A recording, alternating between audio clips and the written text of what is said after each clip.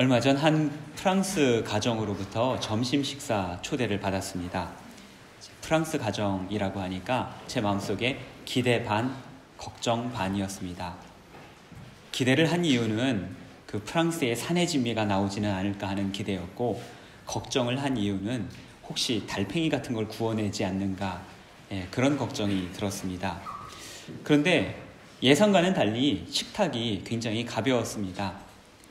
접시 위에 얇게 슬라이스로 친 고기 몇 점, 그리고 르꼴라, 그리고 타코 소스 같은 거를 이렇게 내왔습니다. 프랑스 사람도 점심에는 간단하게 먹나 보다 라고 생각을 하면서 빵을 좀 달라고 해서 그걸로 그래도 나름 맛있게 배부르게 먹었습니다. 한참 동안 이야기를 하면서 밥을 먹고, 그리고 나서 이제 후식이 나오겠다 생각을 하는 그 찰나에 부인이 일어납니다. 일어나서 갑자기 밥을 푸기 시작을 했습니다. 저희 한국 사람들이 오니까 특별히 본식으로 밥을 준비했다고, 밥과 고기를 내오겠다고 합니다. 제가 이게 전식인지도 모르고 배부르게 먹었다 그랬더니 그분들도 그런 경험이 있다고 합니다. 이탈리아 가정에 초대를 받았는데 처음에 양푼에 스파게티를 가져오더라는 겁니다. 그래서 여기는 다 같이 먹을 때 이렇게 먹나 보다 하고 배부르게 먹었더니 그 다음에 라비올리를 또 한 양푼을 가져오더랍니다. 그래서 한 그릇 받은 다음에 물어봤다고 합니다. 이게 본식이냐, 전식은 스파게티고 이게 본식이냐 그랬더니 이게 두 번째 전식이고 세 번째로 다음에 고기가 나온다고 그러더라는 겁니다. 먹는 것도 뭘 알아야 제대로 받아 먹겠다, 그런 생각이 들었습니다.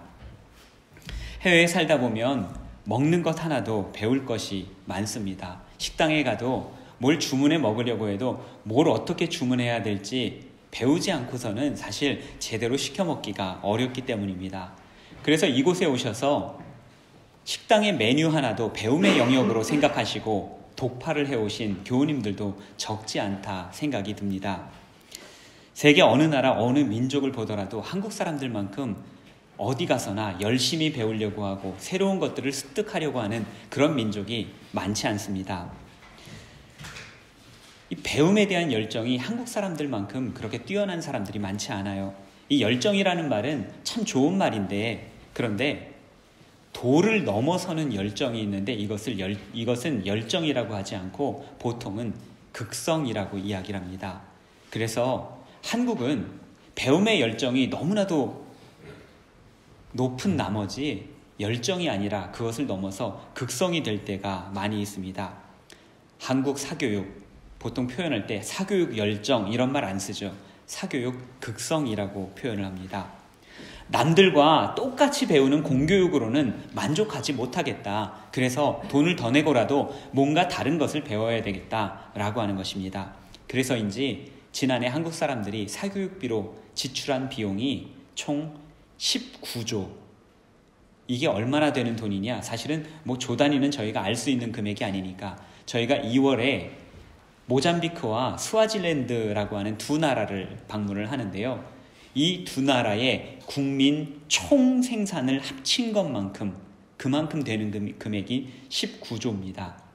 한국 사람들이 사교육비로 두 나라의 총 생산만큼을 지출을 한 것입니다. 미국의 직전 대통령이었던 오바마가 연설 중에 한국 교육을 본받아야 된다라는 말을 한 적이 있었습니다. 이 연설을 들은 사람들은 솔직히 한국이 자랑스럽다라고 생각하기보다는 어이없다라고 하는 반응이 주였습니다. 공교육이 무너지고 사교육이 이렇게 판을 치는 그런 환경인데 어떻게 한국 교육 현실을 그렇게 좋게만 말할 수가 있겠느냐라고 하는 당연한 반응이었습니다. 그러나 그의 말에 전혀 의미가 없었던 것도 아니었죠. 한국은 한글 가르치는 것, 셈법 하는 것, 생활을 위한 기본기가 탄탄하도록 그렇게 가르친다는 것입니다. 대한민국은요, 문맹률이 전 세계에서 가장 낮은 나라 중에 하나이죠. 국가별로 교육열 통계라는 것이 있는데 거기에 보면 어느 나라가 자녀들 교육할 때 가장 열심히 가르치는가, 그 통계에 항상 수위로 나오는 나라가 한국, 일본, 싱가폴, 핀란드 이런 나라들입니다. 한국은 언제나 교육열에서 세계에서 명성이 자자합니다. 이러한 교육열은 학문이나 종교 안에서도 동일하게 나타납니다. 한국의 학문은 유독 정통성에 대해서 고집하는 그런 경향이 있습니다. 한국이 받아들인 유교, 이 유교는 중국 송나라에서 발달한 성리학이라는 유교를 받아들였습니다. 그런데 이후로 중국은 양명학, 주자학이라고 하는 새로운 분야로 계속해서 진출을 하게 되는데요.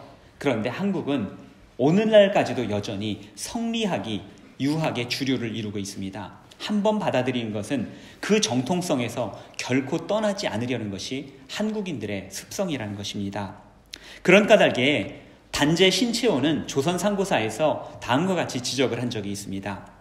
불교가 한국에 들어오면 한국의 불교가 되는 것이 아니라 불교의 한국이 되더라. 기독교가 한국에 들어오면 한국의 기독교가 되는 것이 아니라 기독교의 한국이 되더라 라고 지적을 하였습니다.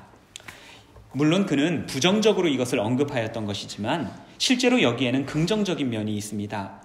무엇을 하든지 제대로 하려고 하고 전통과 정통성을 지켜가려고 하는 그런 노력이 한국 사람들에게 다분히 있다. 그런 열정이 있다라고 하는 그런 내용입니다. 신채호의 지적처럼 한국교회는 초대교회의 정신을 그대로 답습하고자, 그대로 본받고자 굉장히 많은 노력을 기울여 왔습니다.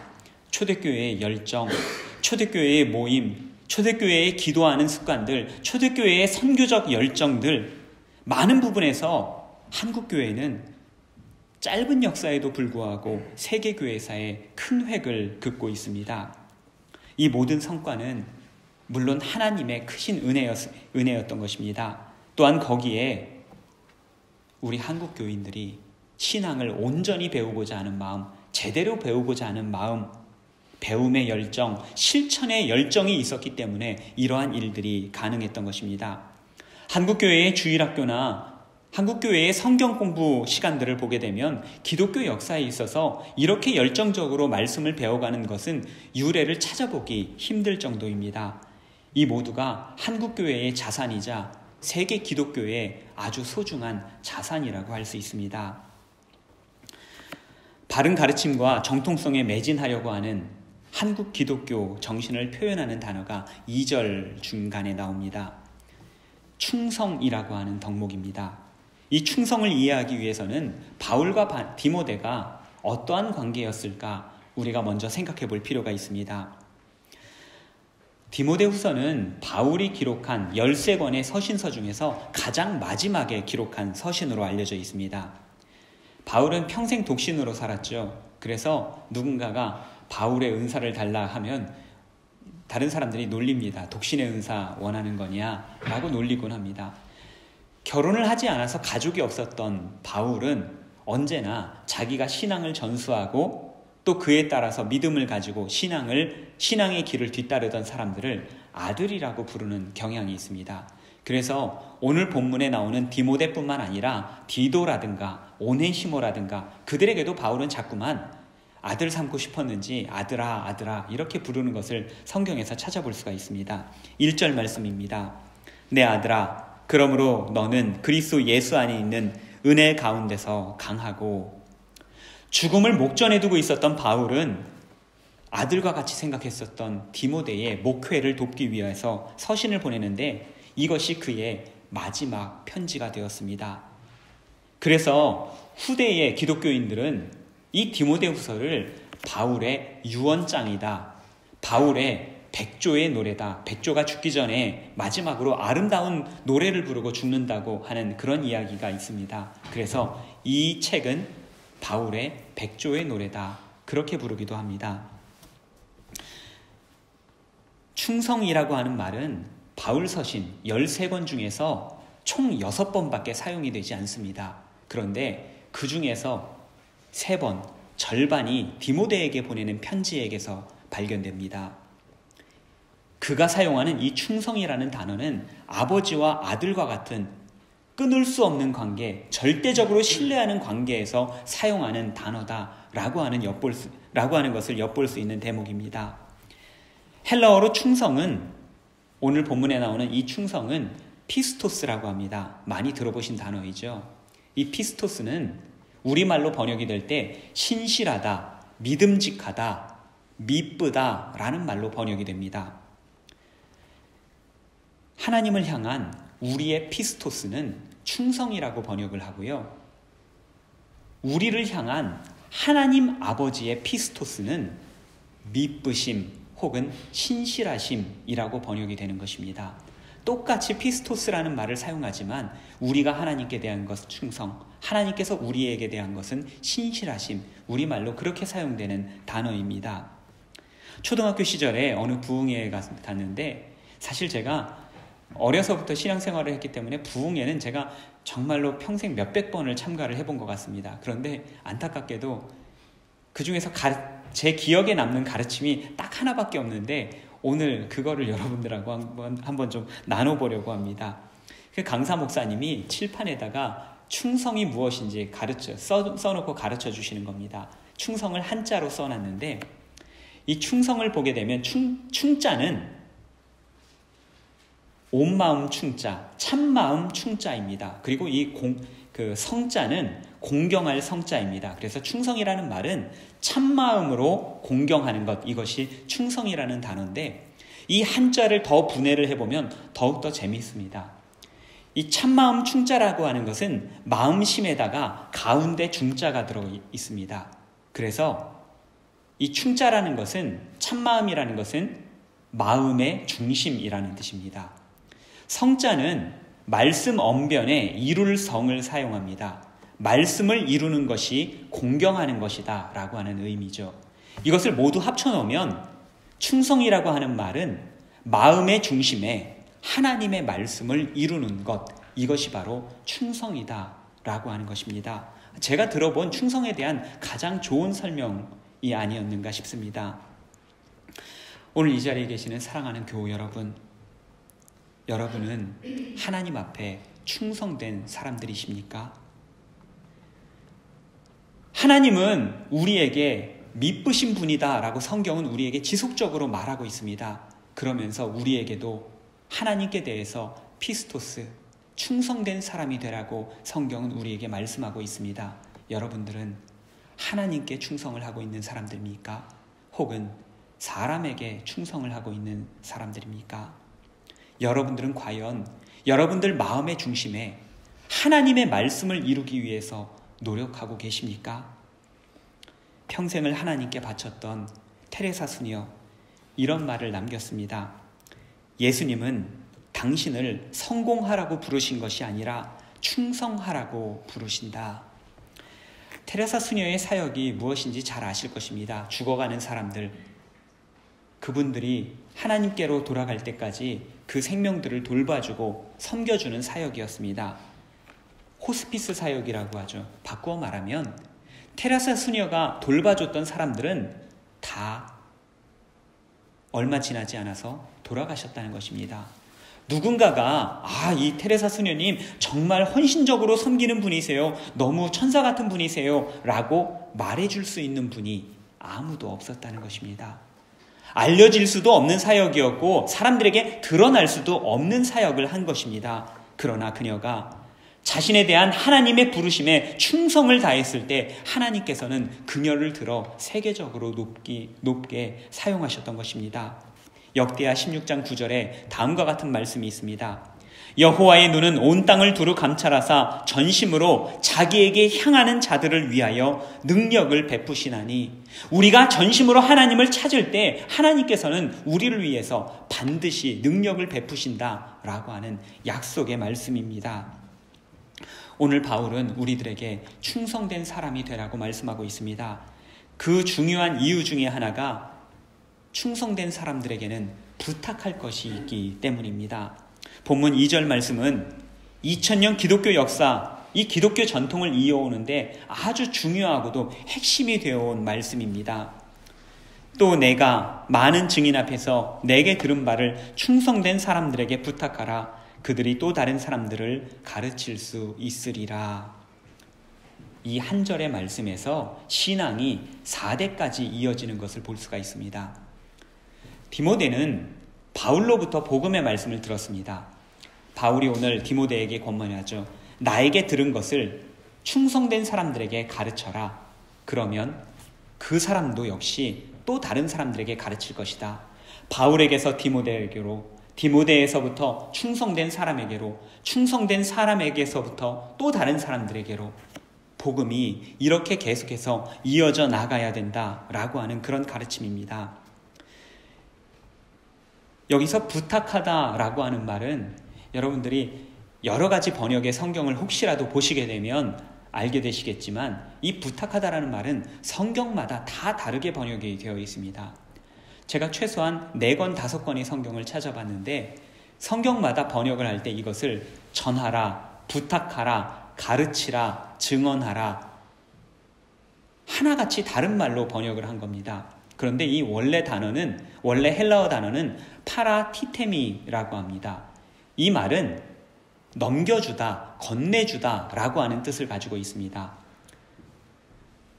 너가 들은 것을 다른 사람들에게 넘겨주어라, 건네주어라. 그러니까 이것들을 의미상 해석을 하다 보니까 가르치라, 증언하라, 주라, 말하라 이런 말로 번역을 했었던 것입니다. 그런데 이 넘겨주다, 건네주다라고 하는 말은 우리가 회화적으로 볼 때는 마치 이어달리기에서 바통을 내가 달리기를 다하고 다음 주자가 뛰도록 하기 위해서 바통을 넘겨줄 때 사용하는 말이 바로 이 파라티템입니다. 다음 사람들이 그것을 들고 가지고 다시 열심히 뛰어갈 수 있도록 넘겨주는 것입니다. 5절을 보게 되면 바울은 우리 신앙생활을 경기에 비유를 하죠. 바울은 여러 차례 우리 신앙의 삶을, 믿음의 삶을 경주에 비유하곤 합니다.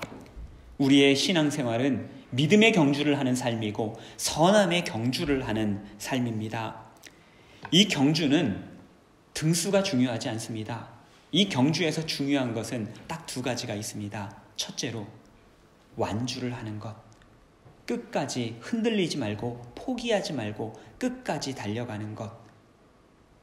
2번째로 바통을 이어주는 것. 내 달려갈 사명을 다하고 다음 사람들이 그 바통을 이어서 열심히 달려갈 수 있도록 잘 건네주는 것. 2가지 사명이 있는 경주. 우리 모두가 이 경주자로 부름을 받은 것입니다. 복음을 들고 먼저 달리던 바울은 달려갈 길을 거의 모두 마치고 자신의 경주를 마쳤습니다. 이제 디모데가 달려갈 차례입니다. 바울은 디모데에게 이 경주를 할 때 너가 마지막으로 반드시 기억하고 너가 꼭 실천해야 될 것이 있는데 그것은 이 복음을 또 다른 사람들에게 넘겨주는 것이다. 복음의 경주가 이어달리기가 결코 멈춰지지 않도록 계속해서 이것을 건네주어라 권면하고 있습니다. 사랑하는 교우 여러분, 우리 모두는 이 바통을 이어받은 사람들입니다. 우리에게 2가지 사명이 있습니다. 이 경주를, 믿음의 경주, 선함의 경주를 완주하는 것, 또한 이 바통을 또 다른 충성된 사람들에게 넘겨주는 것. 내가 믿고 받은 구원을 다른 사람들도 믿고 받을 수 있도록 넘겨주어야만 합니다.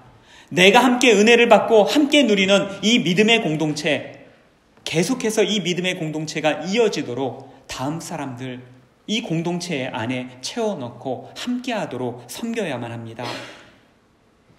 그렇게 할 때 우리도 비로소 바울이 언급한 것처럼 충성된 사람이 되는 것입니다.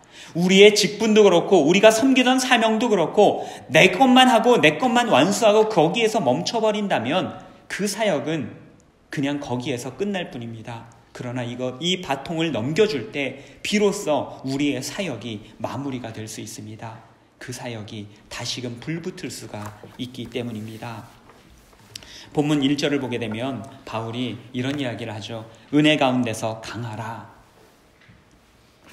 하나님의 은혜는 우리를 강하게 한다라고 하는 말씀입니다. 왜 우리가 그럼 강해져야 되겠는가? 3절 말씀을 보면 그 답을 찾을 수가 있습니다. 우리가 예수님의 병사이기 때문입니다. 그런데 이 비유를 바울의 설명을 자세히 따라가다 보면 재미있는 것을 발견할 수가 있습니다. 병사가 무엇을 하는 사람입니까? 병사는 싸우는 사람, 전쟁을 하는 사람이 병사입니다. 이것이 일반적인 정의죠. 그런데 바울은 병사를 조금 다르게 정의하고 있습니다. 4절 말씀입니다. 병사로 복무하는 자는 자기 생활에 얽매이는 자가 하나도 없나니 이는 병사로 모집한 자를 기쁘게 하려 함이라. 바울에 따르면 병사란 싸움을 하는 사람이 아니라 지휘관의 명령을 따르는 사람들, 바로 이 사람이 병사다라고 하는 것입니다. 너무나도 탁월한 정의가 아닐 수 없습니다. 병사는 전쟁만 하지 않습니다. 병사로 들어가서 평생 병사로 복무하는 내내 밥만 짓다 제대하는 병사들도 있습니다. 내내 운전만 하다가 제대하는 병사도 있고요. 여러분도 잘 아시다시피 저는 사진병이었습니다. 다른 병사들은 총을 생명처럼 여겼는데 저는 카메라를 생명처럼 여기고 군대 생활을 했습니다. 왜 그랬겠습니까? 지휘관이 그렇게 명령했기 때문에. 병사는 지휘관의 명령을 따르는 사람이기 때문입니다. 바울은 우리를 주님의 병사라고 불렀습니다. 싸우는 사람이기 때문이 아니었습니다. 주님의 명령을 생명처럼 철저히 지키는 사람이라고 우리를 병사라고 불렀습니다. 얼만큼 주님의 뜻을 받들어야 합니까? 우리 생활에 얽매임이 없을 정도로. 그래야 진정한 병사가 되기 때문입니다. 그래야 비로소 주님을 기쁘시게 할 수 있다라고 하는 것입니다. 우리가 신앙생활을 하면서 섬김의 활동을 하면서도 우리의 일상생활에 얽매일 때가 얼마나 많이 있습니까? 이것도 해야 되고 저것도 해야 되고, 그래서 이번 주에는 어렵고 다음 주에는 힘들고. 물론 우리의 생활을 도외시할 수는 없을 것입니다. 그러나 하나님께서 우리에게 진정 바라시는 것이 무엇일지 우리는 늘 생각하고 고민하지 않으면 안 되는 대목입니다. 바울은 우리에게 은혜 가운데서 강해지라고 말씀하고 권면하였습니다. 우리가 강해야 되는 이유는 단지 병사이기 때문은 아닙니다. 주님의 병사에게 언제나 동반되는 것이 있습니다. 3절 말씀입니다. 너는 그리스도 예수의 좋은 병사로 나와 함께 고난을 받으라. 우리는 주님의 병사입니다. 그래서 주님의 말씀을 따르는 사람들이 되었습니다. 하나님의 말씀, 주님의 말씀을 따르는 사람에게 언제나 뒤따르는 일이 있었는데 그것이 무엇인가 하니 고난이라고 하는 것입니다. 바울은 대놓고 디모데에게 권면을 하였습니다. 디모데야, 너는 그리스도인이지, 너는 좋은 병사지. 그러면 고난이 있을 거야. 고난을 받자. 나도 지금까지 많은 고난을 받았잖니. 나도 고난을 받을 테니 함께 고난을 받자. 제가 주중에 말씀을 준비하면서 내내 이 말씀에서 마음이 뭉클해졌습니다. 너무 오랫동안 평화로움을 맛보다가 나약해지고 나태해진 것은 아닌가라고 하면서 스스로 반성하는 마음이 생겼습니다. 너무나도 작은 고난에도 내가 힘들어하고 지쳐하는 것은 아닌가, 제 자신을 돌아보는 시간을 가졌습니다. 받아야 할 고난을 외면하지는 않았는가? 작은 고난에도 힘들어하지는 않았는가? 제가 최근 저의 사역과 말씀을 이렇게 되돌아보면 바울처럼 이렇게 직접적으로 권면을 해본 적은 많지 않은 것 같습니다. 예수님을 믿으면 힘들 수 있다, 이런 가르침은 많이 말씀을 드렸죠. 그러나 이길 힘을 동시에 주실 것이다, 그렇게도 말씀을 드렸습니다. 그러나 여기서 빼놓아서는 안 되는 사실은 우리가 좋은 병사가 된다고 한다면 반드시 고난이 뒤따른다는 것입니다. 그렇기 때문에 강해져야 합니다. 강해지기 위해서는 은혜 가운데 머물러야만 합니다. 예수 그리스도의 십자가가 무엇을 의미하는지, 예수 그리스도의 부활의 소망이 우리에게 어떠한 소망이 되는지 다시 한번 우리 삶에서 매일매일 묵상하고 그 은혜 가운데서 강해져야, 그래야 비로소 우리는 병사의 직무, 말씀을 따르는 직무, 고난을 감당하는 직무를 다할 수 있다는 것입니다. 그제서야 우리는 비로소 참된 그리스도인이 된다라는 것입니다. 신학자 디트레이 본헤퍼는 히틀러 암살 모임에 가담을 했던 이유로 투옥 생활을 하다가 형장의 이슬로 목숨을 잃게 되었습니다. 그의 친구 베트케라고 하는 친구가 있었는데 보네퍼가 보내주는 편지들을 모아서 나중에 옥중서간을 출판해내기도 하고요. 보네퍼의 유작들을 정리했었던 아주 좋은 친구였습니다. 감옥에 있었던 보네퍼가 베트케에게 이런 편지를 보냈습니다. 고난은 자유에 이르는 길이라네. 해방은 고난 속에서 우리의 문제를 우리 자신의 손에서 하나님의 손으로 넘겨드림으로써 이루어지는 것이라네. 해방이라고 하는 것이 그냥 이루어지는 것이 아니라 이 고난 속에서 우리의 문제를 우리가 하나님께 맡겨드릴 때, 그럴 때 비로소 우리는 해방을 맛볼 수 있다. 이것은 우리가 고난을 만날 때만이 우리가 하나님께 맡겨드리는 일을 할 수 있고, 그렇기 때문에 고난이 바로 자유의 길이고 해방의 길이다 라고 권면을 했었던 것입니다. 이제 말씀을 마치려고 합니다. 이미 눈치채신 분들도 계시겠지만 오늘 주보가 너무 아름답게 2019년 주보가 새롭게 만들어졌습니다. 첫면을 보시면 커다랗게 충성된 사람들에게 부탁하라. 오늘 설교 제목과 동일한 제목의 올해의 표어가 새겨져 있습니다.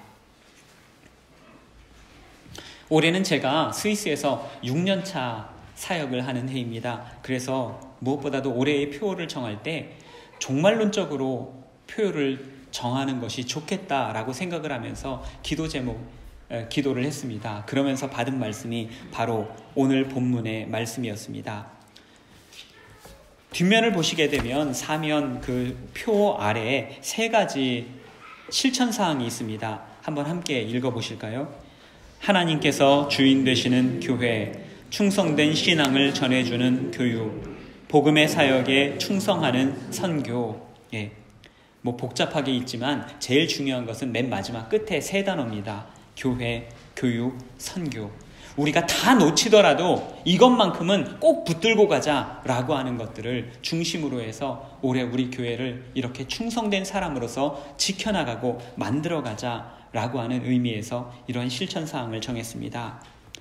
우리는 교육을 참으로 중요시하는 민족입니다. 배움을 좋아합니다.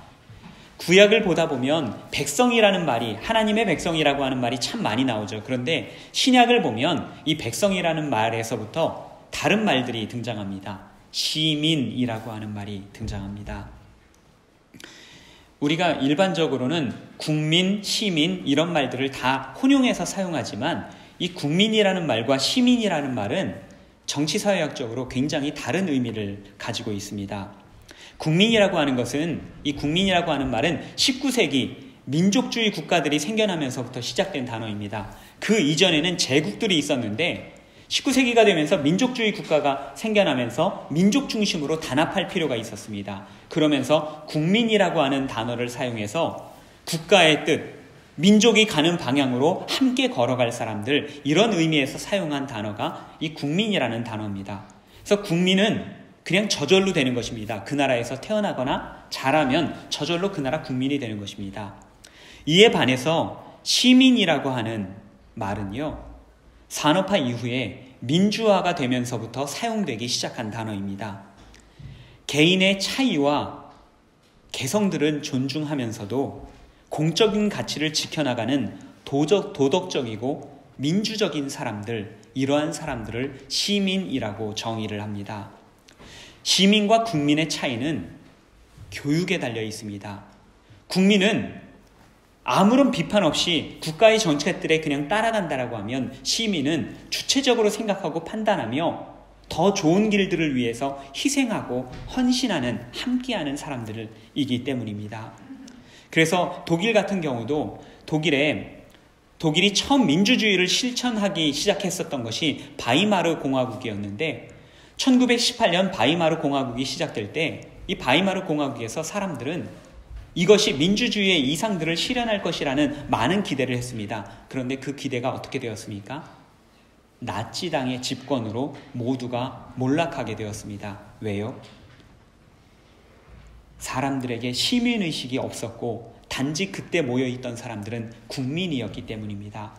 이후로 2차 세계대전이 끝난 이후로 독일은 민주주의를 재정비하면서 중요한 개혁을 했는데 각각의 정당에 재단을 세우게 하고 모든 국고에서 이 재단을 지원을 하면서 재단에서는 국민 교육을 하게 하였습니다. 인문학 교육을 시켰고요. 정치에 대한, 정책에 대한 교육을 무료로 국민들에게 베풀어 주기 시작했습니다. 그것을 통해서 국민의식을 높이고 국민들로 하여금 시민이 되게 하기 위해서 그렇게 하였던 것입니다. 이 자리에 계신 저와 여러분, 우리 모두는 하나님 나라의 시민들입니다. 의당 시민의식을 갖춘 하나님의 자녀들이 되기 위해서 우리는 하나님을 알아야 되고, 하나님 나라를 알아야 되고, 하나님의 말씀을 배워야 되며, 또한 교회와 공동체를 제대로 알아가야만 합니다. 몇 주 전에 저희 취리한 소망교회 청소년 한 명이 이제 저희 친교 마치고 다 서서히 집으로 돌아가는 시간이었는데, 어른들에게 이제 가보겠습니다 인사를 하고 교회 문 밖으로 나가는 겁니다. 나가서 이제 집으로 갔나 보다 싶었는데 잠시 후에 문이 열리더니만 뭘 낑낑 메고 들고 오는 겁니다. 저희 취리한 소망교회 가보시면 아시겠지만 현관문 앞에 좀 커다란 간판이 있습니다. 교회가 여기다.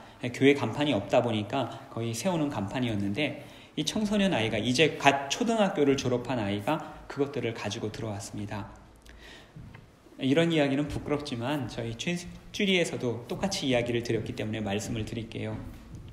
한 소망교회에서 그 간판이 예배 후에도 밖에 그대로 진열되어 있다고 해도 그거 챙기는 사람 거의 없거든요. 또 그것을 챙겨야 된다라고 가르쳐주고 알려주는 분들도 계시지를 않습니다. 그런데 이 아이가 그것들을 가지고 들어오는 모습을 보면서 제 가슴이 뭉클해졌습니다. 누가 가르쳐줘서 어디에서 보고 배운 것일까요? 아빠가, 엄마가 매주일 그것을 들고 들어오는 것을 봤기 때문에 그 본 것을 기억하고 그 아이 역시도 이거 내가 해야 되는구나 생각을 했었던 것입니다. 복음의 바통이, 섬김의 바통이 벌써 아이에게 전달이 되기 시작하였습니다. 어떻게요? 어른들이 실천하는 것으로서. 자녀들은 단지 그것을 말씀으로 배운 것이, 말로 배운 것이 아니라 어른들이 하는 모습들을 보고 따라 했었던 것뿐입니다. 우리가 신앙을 전수하지 못하는 이유는 우리가 신앙적이지 못했기 때문입니다. 우리가 혹시 신앙을 제대로 물려주고 있다라면 그것은 우리가 하나님 앞에 바른 신앙을 위해서 날마다 노력하기 때문입니다. 신앙의 바통을 물려주기 위해서는 보여주셔야만 합니다. 삶으로 실천하셔야만 합니다. 주일학교에서 성경을 배운다, 신앙을 배운다, 천만의 말씀, 만만의 콩떡입니다. 주일학교에서 일주일에 한 번 배우는 것으로 어떻게 아이들이 신앙생활을 배우겠습니까? 매일 가는 학교에서 배우는 것도 제대로 못 배울 때가 많은데 일주일에 1시간, 그것도 의무적이지도 않고 체벌도 없는 그런 시간에 무엇을 배우겠습니까? 자녀들이 배우는 신앙은 모두 다 부모에게서 배우는 것입니다. 신앙의 후배들이 배우는 신앙은 신앙의 선배들이 보여주는 신앙에서 배우는 것입니다. 저희 베른 한인교회와 또한 우리의 공동체는 우리에게 물려준, 우리에게 남겨진 유산입니다. 우리의 사명은 첫째로 우리의 경주를 완주하는 것이고, 또한 우리가 지금까지 들고 달려오던 바통을 후배들에게 물려주는 것입니다. 말뿐 아니라 행동으로, 삶으로, 마음의 중심에 하나님의 말씀을 이루어가는 저와 여러분이 되셨으면 좋겠습니다. 그러다 보면 고난도 있을 것입니다. 그러나 은혜 가운데 강건하고 고난조차도 넉넉히 감당하실 수 있는 저와 여러분 되시기를 바랍니다. 하나님께서 충성된 우리 베른 한인교회와 영원히 함께 하실 줄 믿습니다. 기도하겠습니다.